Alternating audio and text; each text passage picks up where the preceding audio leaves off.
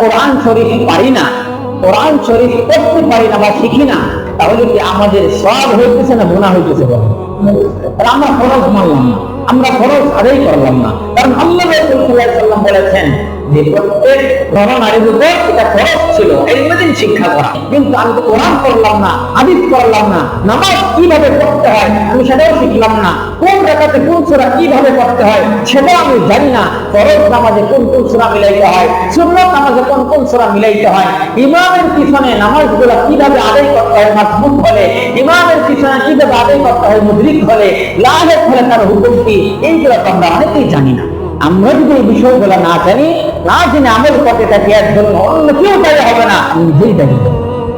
এই জন্য রমজান এটা শিক্ষা দেয় যে কোরআন শরীফ রমজানে নাজিল হয়েছে, সুতরাং তোমরা কোরআন শরীফকে শিক্ষা করো। কোরআন শরীফ শিক্ষার সুবর্ণ একটা সুযোগে মাহে রমজান মুবারক।